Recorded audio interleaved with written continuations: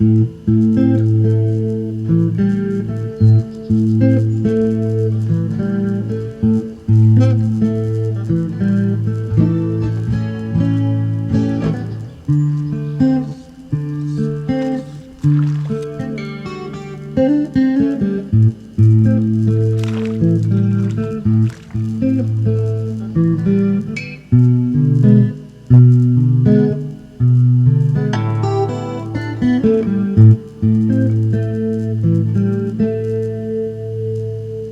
I want to talk about why I did what I did this morning.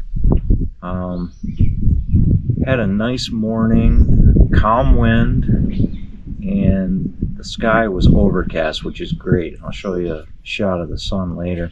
The sun's up high now. They stopped biting. They're going to go down deep. You can still probably dredge a couple up with a crayfish or a streamer. But this morning I was finding shaded little pockets and catching fish, and I went down through it. I missed a few fish. I was able to go back and catch some of those on the way back up with a different fly. So there's a lot of things tactically that you can do to increase the number of bass that you're catching. This morning they were on top water, so there's really no reason for me to change. I'm using a subtle approach with a gurgler style streamer that it doesn't make a lot of commotion, but it's enough to get them going. And sometimes they hit just as soon as that fly hits the water, so you got to be ready the whole time. I missed probably 8-10 times today or more, and I ended up catching at least a dozen fish. So you're gonna miss them. They smash at the fly and they'll miss it. The streamers and crayfish, you're gonna hook up a lot better. With the popper, a lot of times they're going so fast when they go after it, they knock it out of the way when they get there. And it could just be they don't want to eat a popper today, but it's still early enough that they should.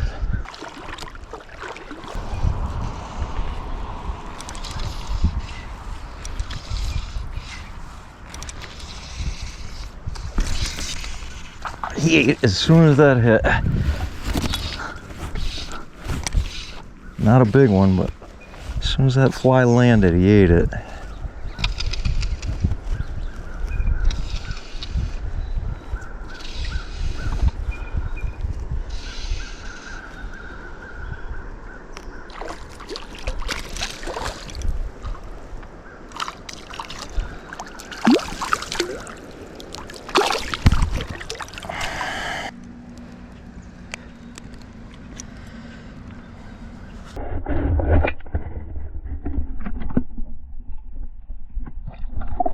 I did all morning on the pool down below, had 2 hits, and I had 3 hits right off the bat right here.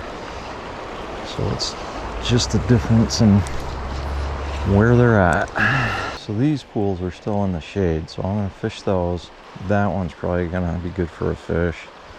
And then up above there's a nice pool, but it's out in the sun, so we're going to have to switch tactics. I just released a decent one, not a great one. Got a pocket of deeper water with shade, so I might as well try for one more popper fish.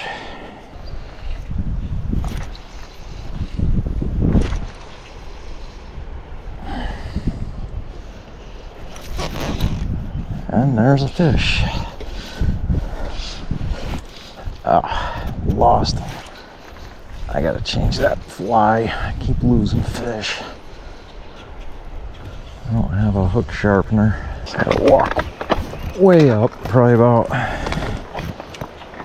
I'd say 400 or 500 yards up the cobbles. So this keeps you in shape. And the next pool is going to be out in the sun, so I'm going to try switching over to the crayfish. I may either use an indicator or just throw the crayfish on a floating line. I think the popper bite won't happen up there because of this much. The sun's getting high and it's going to be a warm day. But as far as poppers go, it was a pretty decent morning. Okay, so I'm all re-rigged. I got a little crayfish to a swivel and an adjustable indicator, so we'll go fish that. So this pool's big, but it's relatively shallow, and the the best parts are up in the head end of it. So I'm gonna switch flies around, and then there's another pool up above it, and I'm gonna start at that one and then work this one and work my way back out using the crayfish or a streamer. So it's super hot, it's 95, and I just fished this pool, and it's got a lot of submerged rock in it. I just got hung up and lost a streamer. So I fished it with a streamer, and I'm working my way downstream, and I ended up having one or two small ones hit. That was about it. I'm going to keep going downstream, and then I want to come back up with a popper later on as the sun starts going down. As I'm walking along, I'm seeing tons of crayfish, both adults and the new guys for this year. So could be they just got a ton of food. Let's see if the bottom end will pull a fish.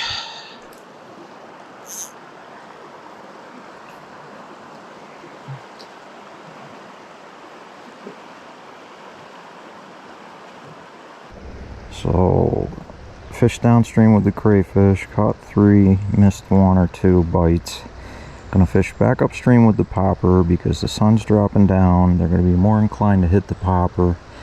And the nice thing about the popper is the disturbance calls them in from 15-20 feet away, where the crayfish isn't gonna do that. Well, if they were gonna go, they would have hit by now. There's fish that are seeing that. It is way hot. So today was a finesse day. Well, the guy that was rising for bugs wouldn't eat.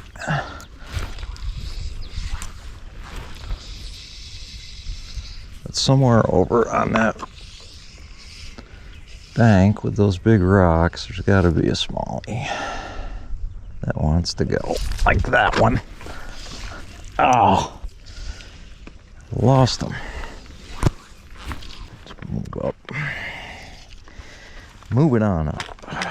Well, thus far we had the one hooked and lost, but he was exactly where he was supposed to be, over on that bank with the big rocks, because there's some of those big rocks are in the water and they're hiding amongst them. The key is getting the fly all the way over there, and I don't retrieve all the way because they're only going to come out about 3-4 feet. And that's the way I fish this pool. Let's see what we got here.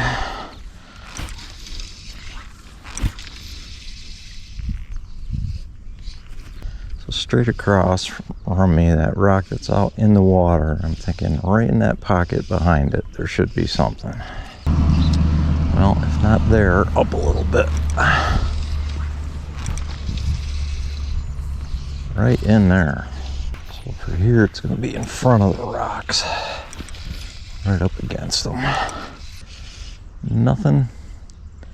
So one thing with these is you keep moving. If you don't get a hit, just keep moving. Cover a ton of water and you catch a lot more. So I skipped the middle part of the pool and came up to the head where we got some flow and we got the food will be flowing in. There's usually, with these smallies, if the pool structure is the same, I usually find them in the head end of the pool and the tail of the pool where we rolled that one fish. So let's see what we got here.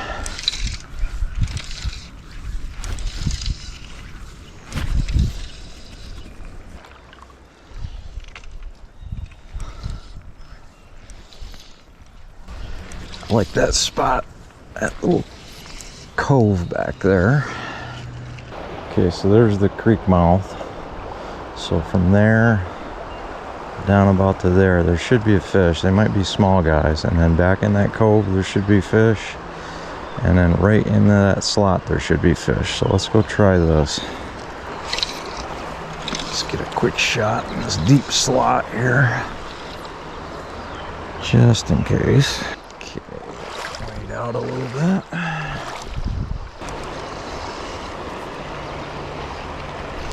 Oh, just had a little one go.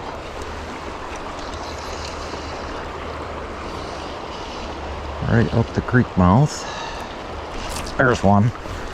Not a big one, but a fish.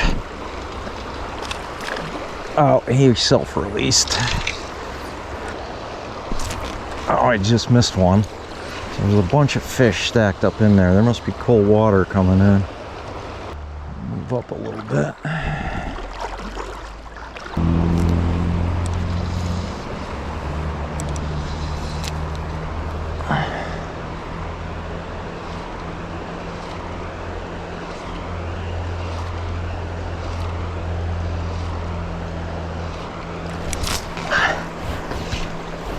Got that guy.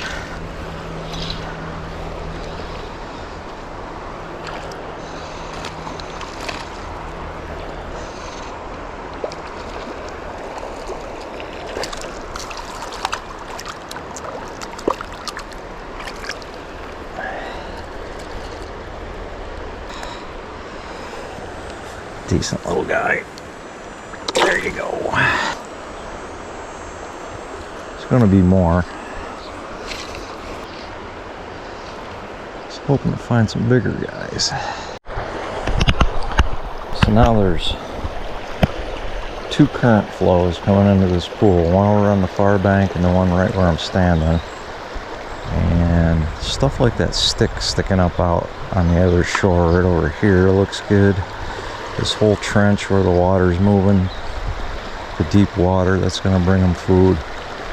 So we'll start here and then just work our way up through about to there.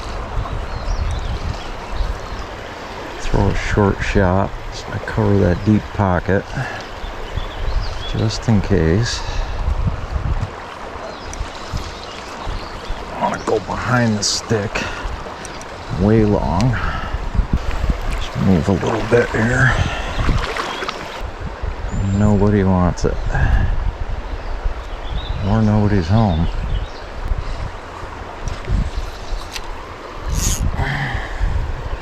There's one, and that's a good one. You gotta really strip line fast, because if they're coming at you, if they get slack, they're gonna get off. Well, he's a better one than we got. He is a jumper.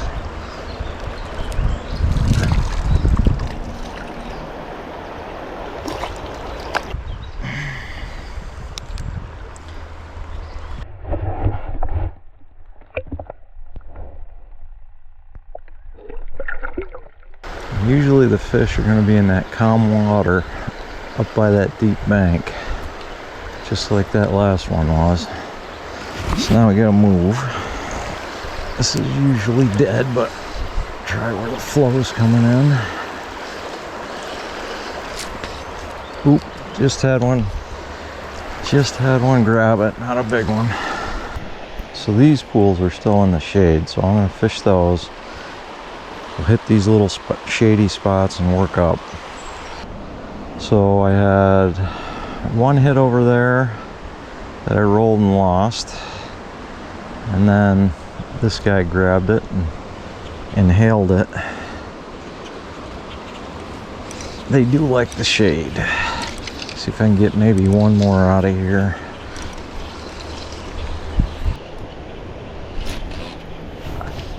Oh, a little one.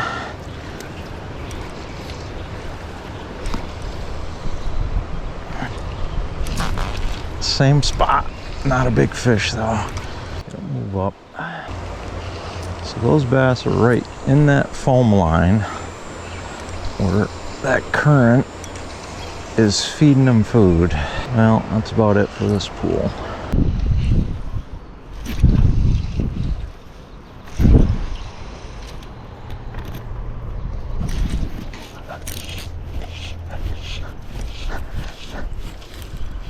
Just lost another one. Okay, I gotta move. Pocket here that might have a fish in it. We'll give it a go.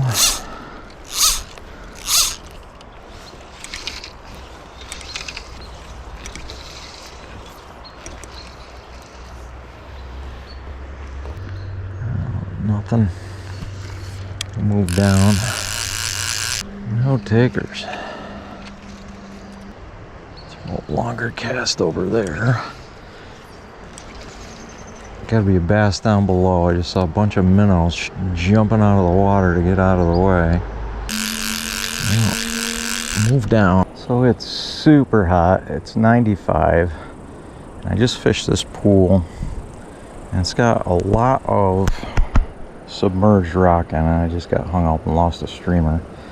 So I fished it with a streamer and I'm working my way downstream, and I ended up having 1 or 2 small ones hit. That was about it. I'm going to keep going downstream, and then I'm going to come back up with a popper later on as the sun starts going down. So there's got to be fish in here.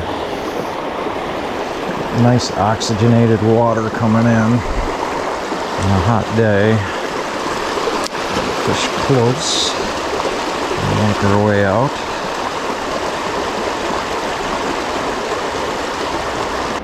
Let's see if the bottom end will pull a fish.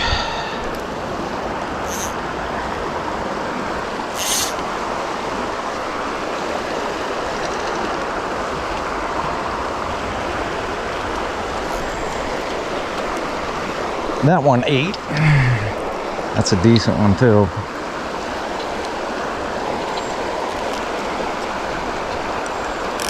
He ate it when the fly hit.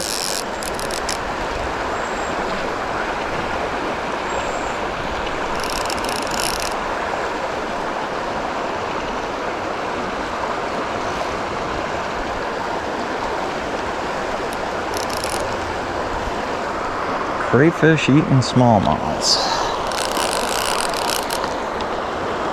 Just gotta watch out because I got 6-pound test.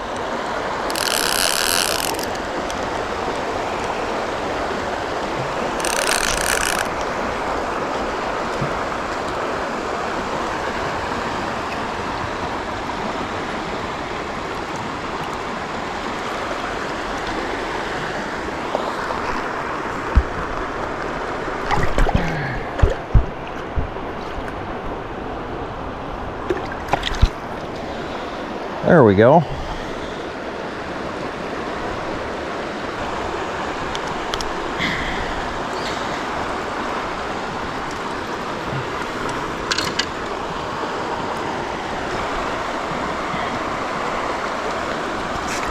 Just gonna get you back because it's hot, but there you go. Well, that was a decent one. Maybe there's some more. Sometimes though, with a small pool like this, catch that fish and you stir it all up. That's what's on the menu. So this is a deep pool. A nice flow coming into it, and I fished about halfway down it with the crayfish, and then it's got the tail out down there. So what I do on a lot of these deep pools is over on that other bank over there, throw up onto the bank and then pull it off, so it kind of goes over and then drops down in the deep part, and I get a lot of hits that way with the crayfish. So this is the tail end of the pool, probably as far as I'm going to go tonight. I don't know if I caught it on the camera, but I just caught a 8-9 incher, dragging it and dropping it off of the opposite bank. So we'll give that a go.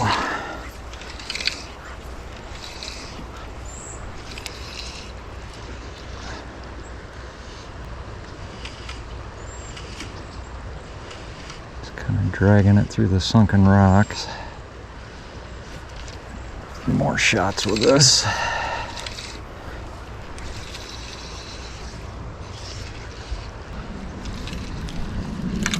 Okay, time to switch up. Okay, so here's our nice pool again. Somebody's got to be home for a popper.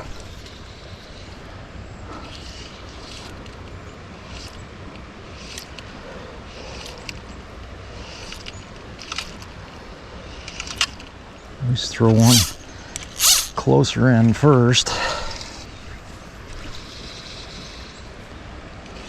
Hopefully on the big glassy bridge pool we'll get something to go, so I'm going to go up and hit that with the popper. Okay, here we go. Come out to like 3 points, fan cast, and move. Nothing eats. Big long casts.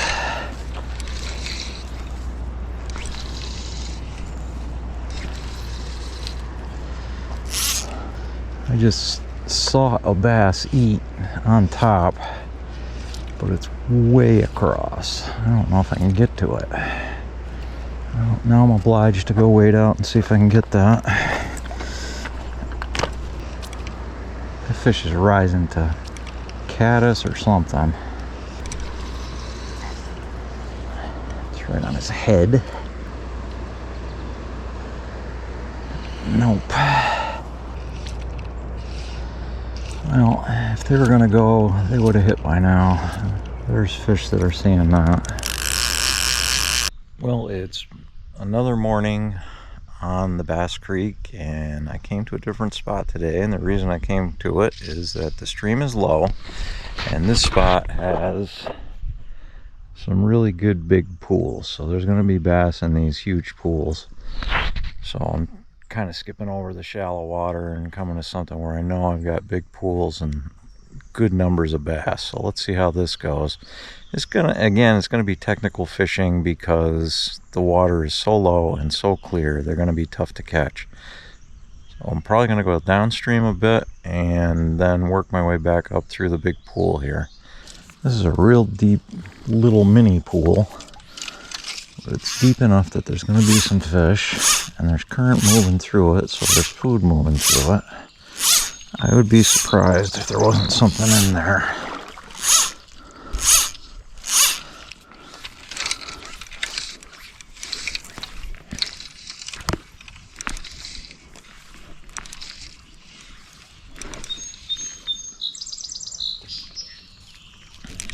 Like that one.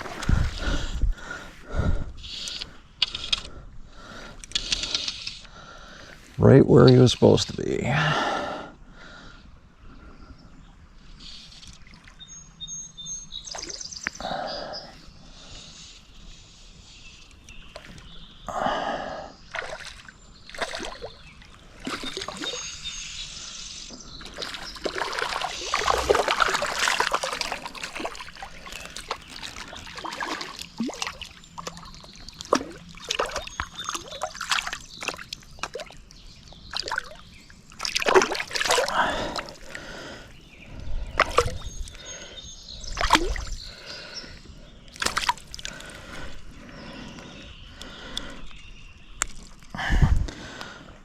There's a halfway decent guy on the first shot.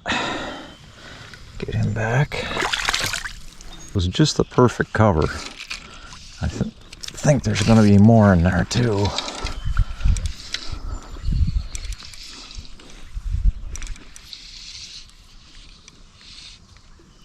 It's funny how they'll eat it as soon as it hits the water. Oh, missed him. Sometimes you get a second chance. Oh! 2 misses. That one I think I stung a little bit. I don't think he'll come back. A little better angle into that back pocket.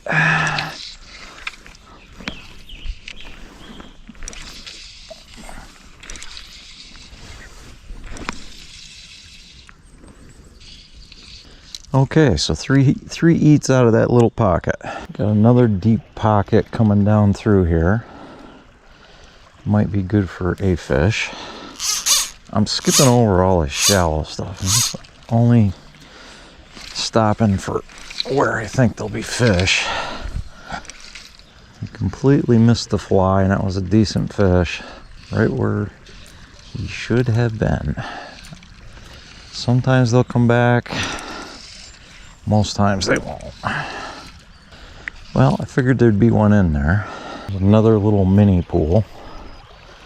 I would say it's going to be good for a bite or two.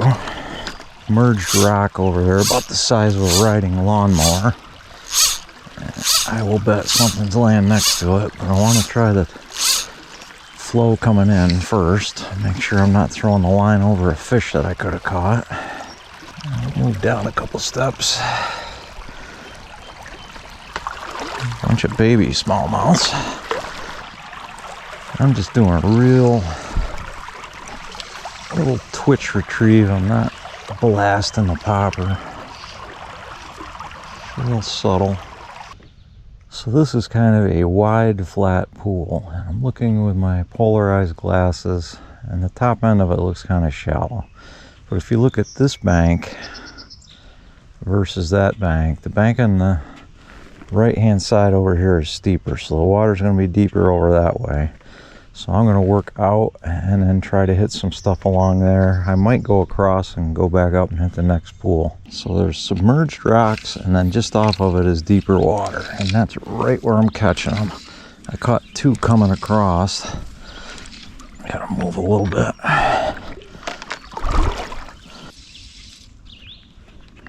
That should be money. Okay, that should be money. I'm barely twitching that popper, because with the low water they don't want a real loud retrieve. I gotta move down. I would have thought there was one in there. Got a GoPro battery change. I'm into a spot where I'm standing in the shallow rocks, and out there in the deeper part where it falls off, there's fish. So I caught one, missed one, but the GoPro batteries went down. There's one. Not a big one, but a fish.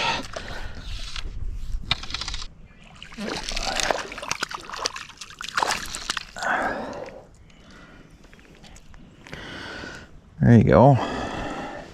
Back you go, guy. When you find some fish, you gotta stay with it. See if we can get some more.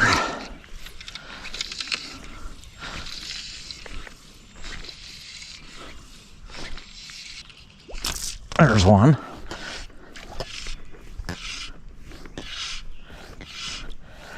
And when they come at you, you gotta get that line in.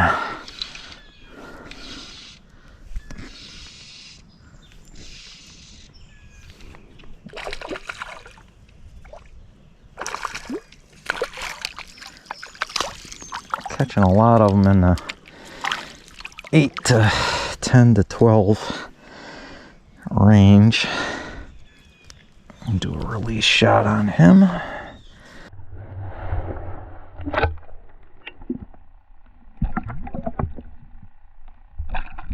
think I can catch a couple more out of here. I haven't even gotten up to the pool I wanted to go to yet.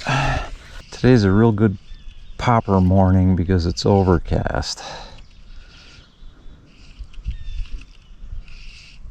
I just caught one out of there. Oh, I just missed one out of there. Sometimes they'll go again. I have to change flies because that one's starting to come apart. Just give a couple of these spots a quick shot on the way up. Might have cleared out because the sun's up a little bit. Just gonna hit this quick and move up. Okay, I know I missed fish out of this on the way down, so give it a go here.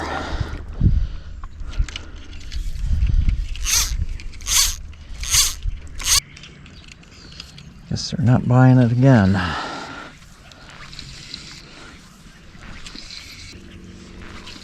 One more shot.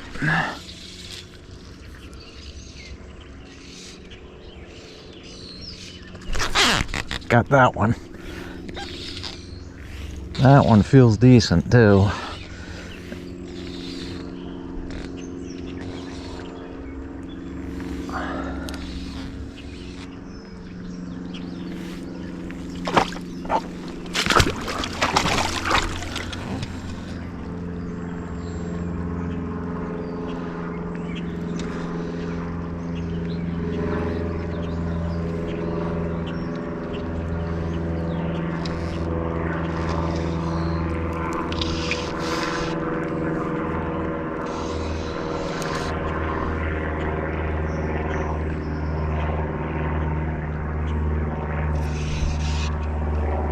That feels like a decent bass. better than what we've been into.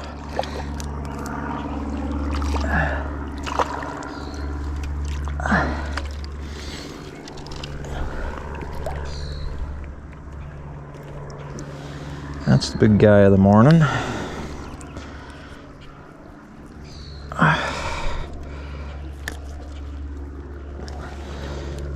Nice fish.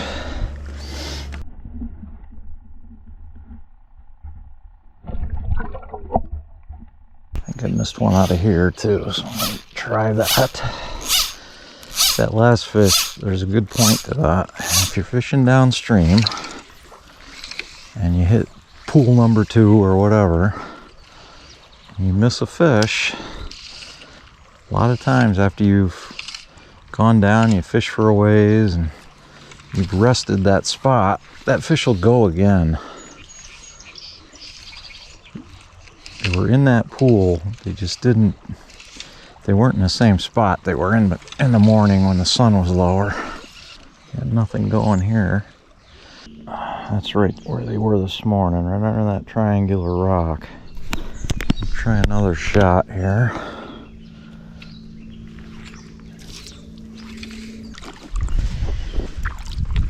Keep moving.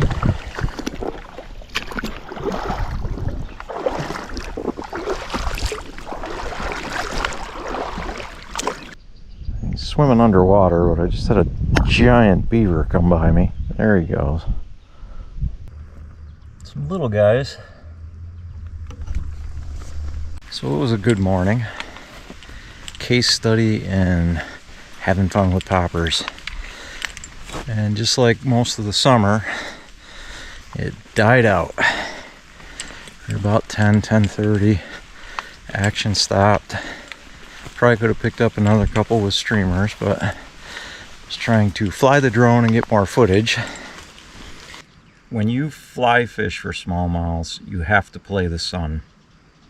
You go out in the morning, the sun's low, prime time for a popper bite. Prime time to get them on the surface, prime time to get them chasing big streamers or whatever else you really like to fish. They'll be in chase mode when that sun is low.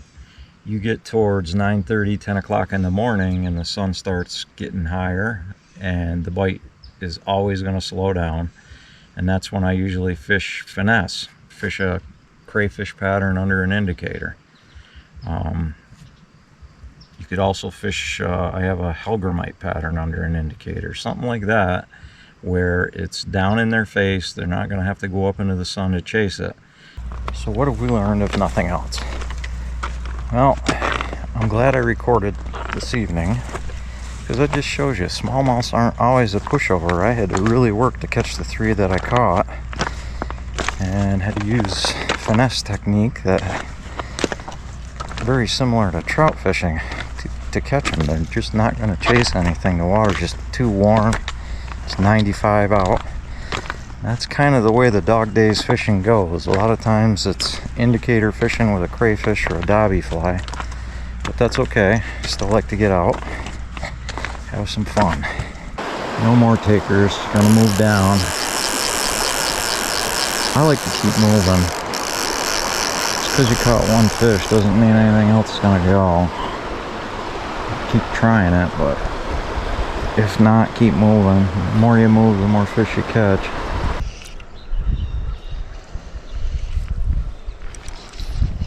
Now I'm going to do a shorter cast because I don't want to put the line over fish I could have caught.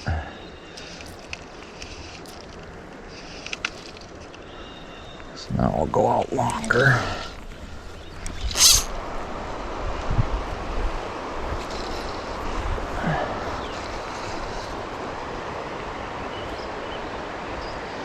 I threw a short cast because I want to go out past that slot, but I want to make sure I'm not missing something.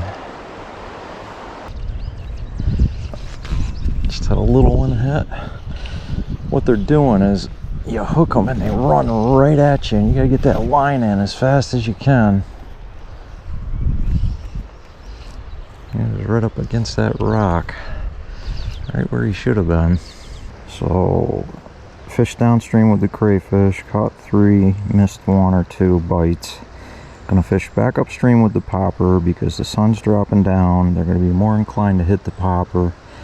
And the nice thing about the popper is the disturbance calls them in from 15-20 feet away, where the crayfish isn't gonna do that. As I'm walking along, I'm seeing tons of crayfish, both adults and the new guys for this year.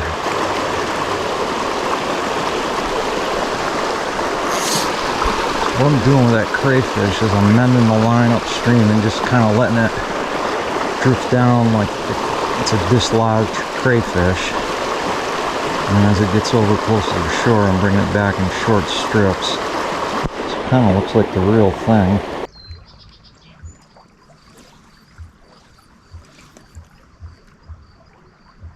One thing that I'm doing is I'm double hauling, and I am throwing out as much fly line as I can cast. Probably a lot of times 50 feet or more. And on this creek, you need it. So I changed my popper and I got a little bit different color. I got a silver one instead of gold. So I'm gonna go back, and as I work my way up to that next pool, I missed fish this morning, so maybe I can get them to go. Sometimes if you change the color and they've rested for a while, they'll come back and they'll eat again. Sometimes they won't, but a lot of times they will. So I'm going to try that right here, because I know I missed a good fish right here. I think I missed one out of here too, so I'm going to try that. That last fish, there's a good point to that. If you're fishing downstream and you hit pool number 2 or whatever, you miss a fish, a lot of times after you've gone down, you fish for a ways and you've rested that spot, that fish will go again. They were in that pool, they just didn't, they weren't in the same spot. They were in the morning when the sun was lower. Water's so low and so clear, I had to replace my tippet, so I went down to 6-pound Maxima Ultra Green. Smallmouths get leader shy. Definitely wanted to scale back. New pool, same tactic.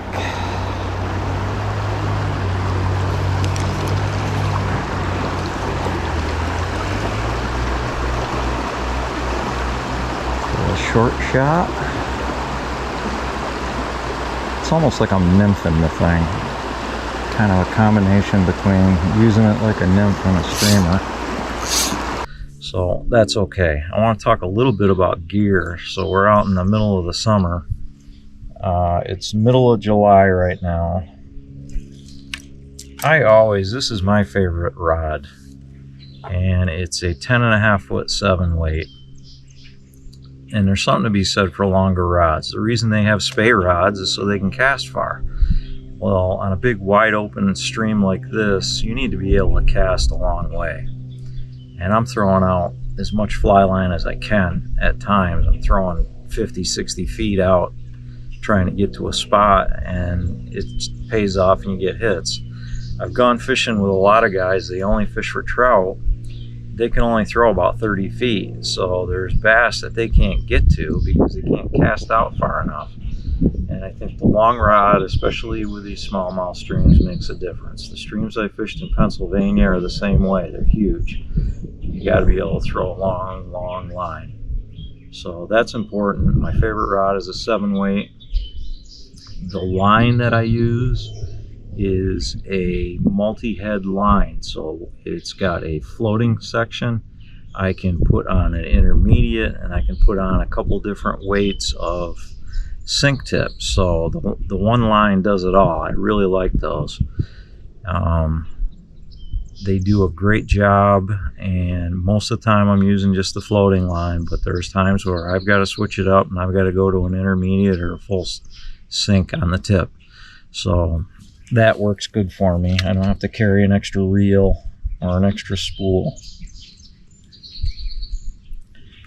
I always have a wading staff. My one knee isn't the best, so I always like to have a wading staff. The rocks get covered with algae. I wet wade. I've got regular wading shoes on with studs, and my pack is real simple. I've only got a couple. I gotta switch to a it's like a fanny pack, or I can wear it as a over the shoulder pack. And I've only got a couple fly boxes. I've got a lot of different leader material and a lot of that going on. You only need really a couple dozen flies and you'll be able to cover everything. So this is my basic rigging. For the most part, I use a floating line. I use a multi-tip. So I make my own leaders. I have about 6 feet of heavy butt section, and then 2 sections that taper down. So I use 40-pound saltwater line, and then that goes down to 30, so a couple feet of 30, and then down to a couple feet of 25, and then down to 20, and I end it with a little micro swivel, and to that I'm going to put the tippet on. So I like a long leader, so the fly line is away from the fish as much as I can get it. So I make these myself, and the end I just nail mount that to the fly line. So like I said, I use a multi-tip. Most often I would end up using the intermediate, and that has its own loop-to-loop connection. And for leader, I use probably about 2 feet of 15-pound test, and again I use a swivel, and then tippet comes off of that, maybe 1.5 to 2 feet of tippet. And I have the same thing rigged on my sinking section. And for tippet, I just use 6-pound test maxima for the most part. Sometimes I use 8-pound if I can get away with it. And that's it. Really simple rigging. Let's go over the flies, and we'll start from over here. These are the finesse flies. So when it's hot and they're kind of logy and you got to get down on the bottom and fish with an indicator, this is an articulated hellgrammite that I have, and that works very well under an indicator. So my big producer is my crawdaddy pattern, and this one works really well. Most of the crayfish over there where I fish are olive, and this will dredge up fish even on the hottest of days. I use a lot of poppers, and I like gold. So I like a gold popper with white foam, and I like kind of this olive. So that's my #1 color. I also use a chartreuse. So if I've gone through and maybe fished a pool a couple days ago, I'll switch to the chartreuse. I'll switch colors up and do a lot better that way. This one's a river herring popper. This one I use later on in the fall. This is another fly that's really key summer fly, is the conehead grub. This looks like a crayfish. You can fish this like a streamer, toss it up towards the shore, bring it back in, and bring it so it drops down on the drop-offs. That one works really well. So for streamers, I have a sculpin, and these guys are good producers. This is my trilobal minnow and trilobal bugger. That trilobal fiber really pulls in fish. I've seen half a dozen of them chasing those. And then I also make bunny fur strip streamers in like a grayish color and white. And that's it. That's my whole fly selection for smallmouths. That's all I really need. So summertime smallmouths can be really easy, or they can be just as hard as selective trout. It just depends on a lot of the conditions and the things you get into. So if you haven't spent a lot of time fishing for smallmouths, I urge you to give it a try. It is a lot of fun, and it's the down months for trout fishing. It's July and August, the hot months, 90-degree days, where you really shouldn't be on a trout stream, but this gives you something to do, and it can be very challenging.